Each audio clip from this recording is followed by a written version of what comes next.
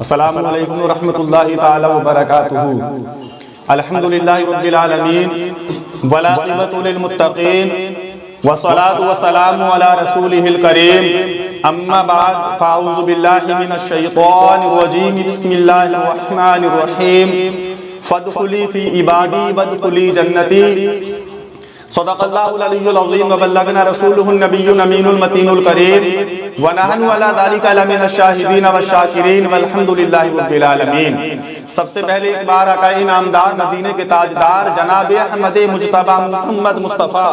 صلی اللہ تعالی علیہ وسلم کی بارگاہ بے کس پناہ میں درود پاک پڑھ لیجیے۔ اللہم صلی علی سیدنا و شفیعنا و نبینا و حبیبنا و کریمنا مولانا محمد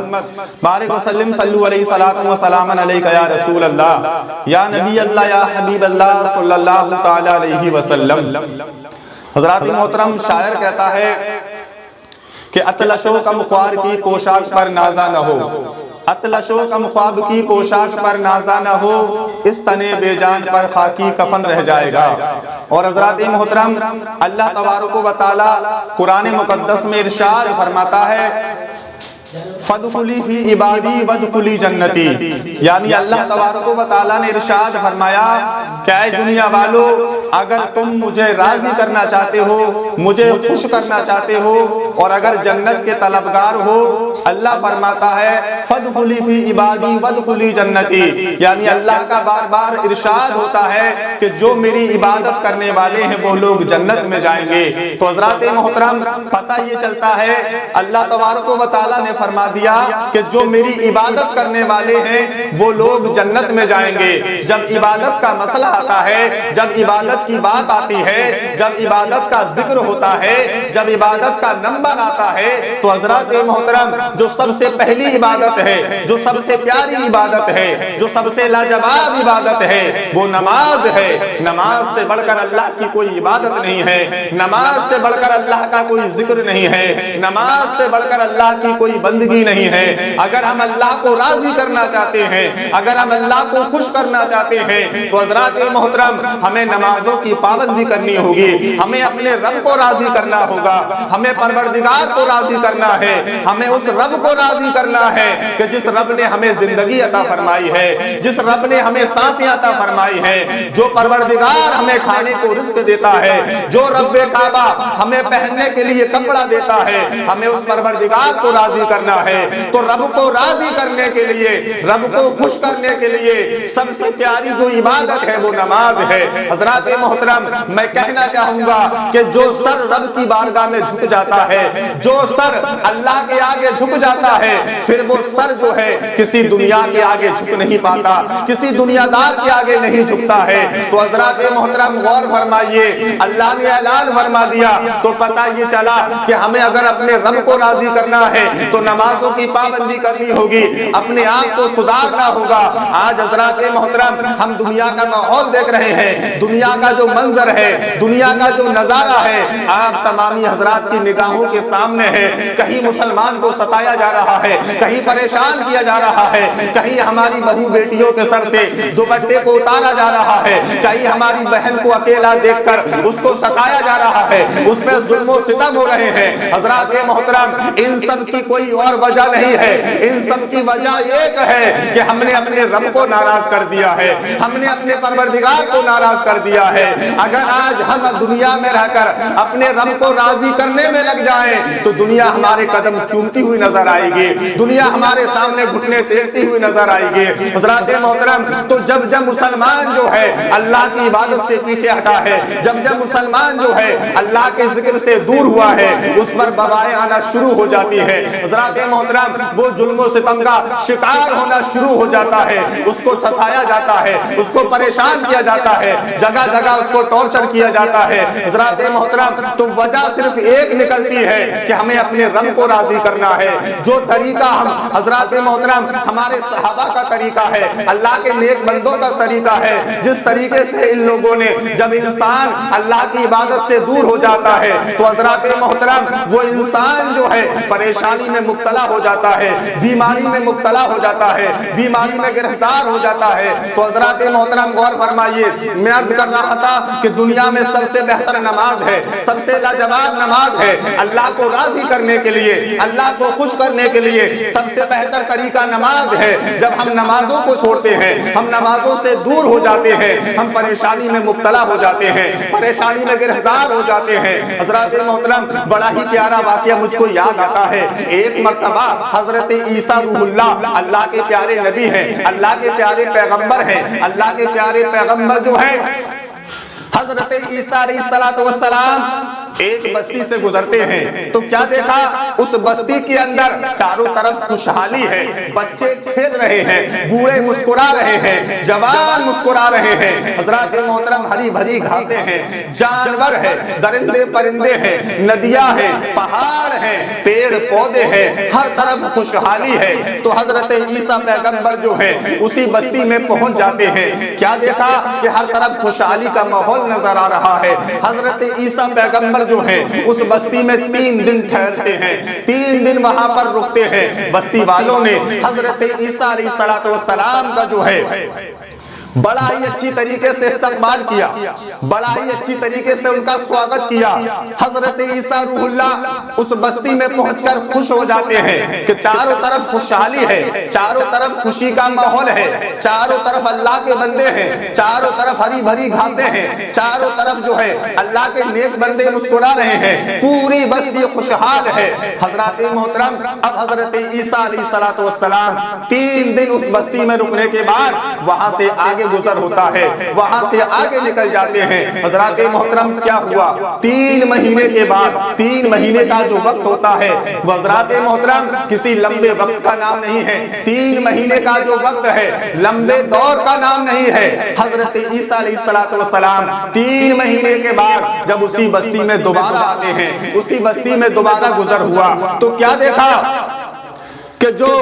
چھوٹے چھوٹے ننھے منھے بچے مسکرا رہے تھے، بچے جو ہیں بیماری میں مبتلا ہو چکے ہیں، کچھ بوڑھے مر چکے ہیں۔ جو حضرات محترم ہری بھری گھاسیں تھی ساری گھاسیں سوکھ چکی ہیں، جو دریا میں پانی بہ رہا تھا سارا پانی خشک ہو جاتا ہے، چاروں طرف جو ہے تباہی کا معاملہ نظر آتا ہے۔ حضرات محترم جو عالیشان مکان تھے وہ کھنڈروں میں تبدیل ہو جاتے ہیں، پوری بستی تباہ ہو جاتی ہے، پوری بستی برباد ہو جاتی ہے۔ جب حضرت عیسیٰ علیہ السلام نے یہ منظر دیکھا کہ یہ بستی جو تھی 3 مہینے پہلے پوری خوشحال نظر آ رہی تھی، آج یہ بستی جو ہے پوری تباہ و برباد ہو چکی ہے، دریا کا پانی سوکھ چکا ہے، ہری بھری گھاسیں جو ہے مرجھا چکی ہے، پوری بستی کے لوگ پریشان ہیں، بوڑھے کچھ مر چکے ہیں، کچھ جانور مر چکے ہیں، بچے بیمار ہیں، کچھ گاؤں چھوڑ کر بھاگ چکے ہیں، پوری بستی تباہ ہو چکی ہے۔ حضرت عیسیٰ روح اللہ نے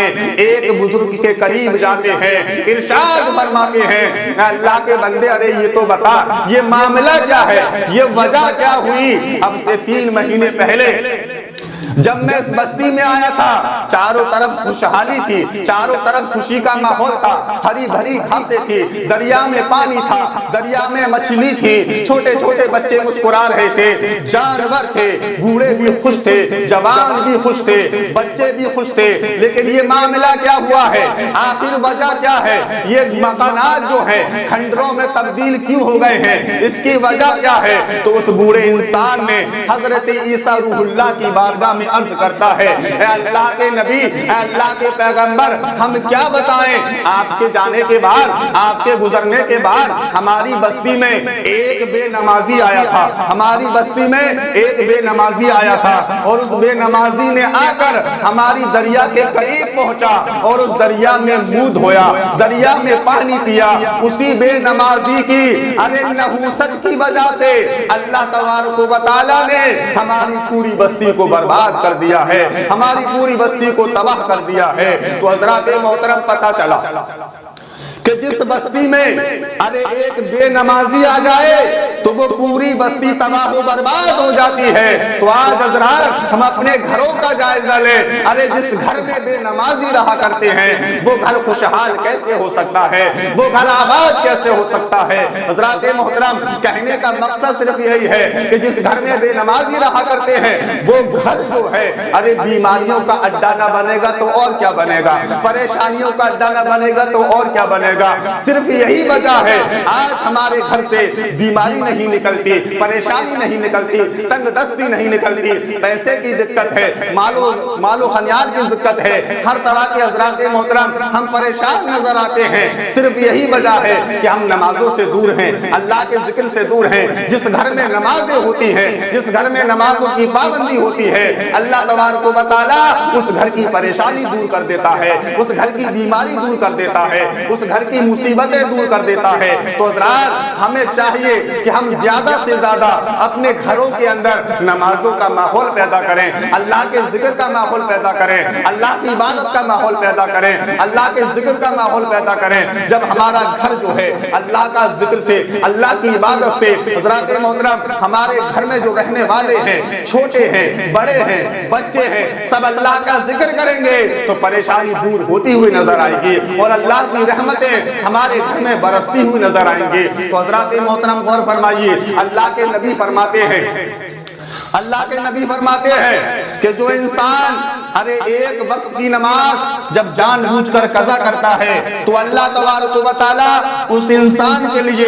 2,88 برس جہنم کی آگ میں جلائے گا۔ حضرات غور فرمائیے، یہ ہمارا جو نازک بدن ہے، ہمارا جو کمزور بدن ہے، ہمارا جو کمزور بدن ہے، دنیا کی جو آگ ہے، دنیا کی جو آگ ہے بہت ٹھنڈی آگ ہے۔ اگر دنیا کی آگ میں ہماری ہلکی سی انگلی جل جاتی ہے تو حضرات ہمیں پوری رات نیند نہیں آتی، پوری رات کربٹیں بدلتے رہتے ہیں۔ لیکن حضرات کبھی ہم نے یہ سوچا ہے کہ جو جہنم کی آگ ہے وہ دنیا کی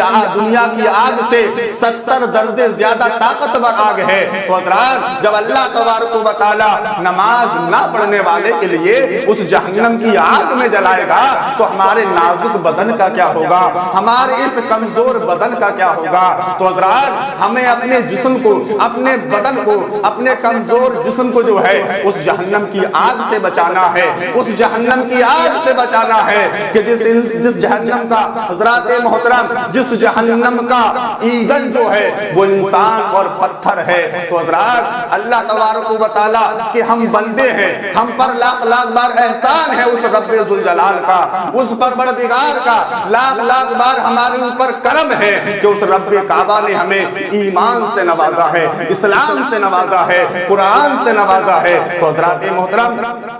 ہمیں ضروری ہے کہ ہم جب تک دنیا میں رہیں اللہ اور اس کے رسول کی پابندی کرتے رہیں، اللہ اور اس کے رسول کے طریقے پہ چلنے کی کوشش کرتے رہیں۔ جب جب ہم اللہ رسول کے طریقے سے دور ہوئے ہیں، پریشانیوں نے گھیرنا شروع کر دیا ہے، مصیبتوں نے گھیرنا شروع کر دیا ہے، تو حضرات ہمارا عقیدہ یہ ہے، ہمارا ایمان یہ ہے کہ ہم اللہ تبارک و تعالیٰ کے بندے ہیں، اللہ کے نیک بندے ہیں۔ تو حضرات محترم جس طریقے سے بزرگوں نے، اللہ کے ولیوں نے، اللہ کے نبیوں نے اللہ کو راضی کرنے کے لیے، اللہ کو خوش کرنے کے لیے اللہ کی عبادت کو کرا ہے، اپنے گھروں کے اندر اسلامی ماحول پیدا کرا ہے، تو آج ہمیں بھی ضروری ہے کہ ہم اپنے گھروں کے اندر اسلامی ماحول پیدا کریں، ایمانی ماحول پیدا کریں۔ حضرات محترم صرف یہی وجہ ہے، میں نے آپ کو بتایا کہ جب مسلمان جو ہے اللہ کے ذکر سے دور ہو جاتا ہے، اللہ کی عبادت سے دور ہو جاتا ہے تو پریشانیوں میں مبتلا ہو جاتا ہے، مصیبتوں میں گھر جاتا ہے، اس کا گھر جو ہے وہ بیماریوں کا اڈا بن جاتا ہے۔ تو حضرات محترم ہمیں اپنے گھر سے بیماری کو دور کرنا ہے، پریشانی کو دور کرنا ہے، تنگ دستی کو دور کرنا ہے، تو اپنے گھروں کے اندر زیادہ سے زیادہ اللہ کی عبادت کرنی ہوگی، اللہ کو راضی کرنا ہوگا، اللہ کو خوش کرنا ہوگا۔ اور حضرات اگر ہم سے دنیا میں رہ کر ہمارا رب راضی ہو گیا، اللہ کے رسول راضی ہو گئے تو ہماری دنیا بھی سنور جائے گی، آخرت بھی سنور جائے گی۔ حضرات تو جب تک ہم ایمان والے اللہ کے ذکر سے دور رہیں گے، اللہ کی عبادت سے دور رہیں گے، ہم اسی طریقے سے پریشان رہیں گے۔ ہمیں ضروری ہے کہ دنیا میں کوئی ہم سے راضی ہو یا نہ ہو لیکن ہمارا رب ہم سے راضی ہو جائے. ہمیں کسی دنیا دار کو نہیں منانا ہے, ہمیں تو اپنے پروردگار کو منانا ہے, اس پیدا کرنے والے رب کو منانا ہے کہ جس رب نے ہمیں زندگی عطا فرمائی ہے, جس رب نے ہمیں سانسیں عطا فرمائی ہیں, جو رب ہمیں رزق دیتا ہے, جو رب ہمیں پہننے کو کپڑا دیتا ہے, جس رب نے ہمیں اپنی طرح طرح کی نعمتیں عطا فرمائی ہیں, ہمیں اسی رب کا شکریہ ادا کرنا ہے. اور اللہ کا شکریہ ادا کرنے کے لیے سب سے بہتر, سب سے آسان, سب سے لاجواب اگر طریقہ کوئی ہے تو وہ رب کی بارگاہ میں سر کو جھکانا ہے.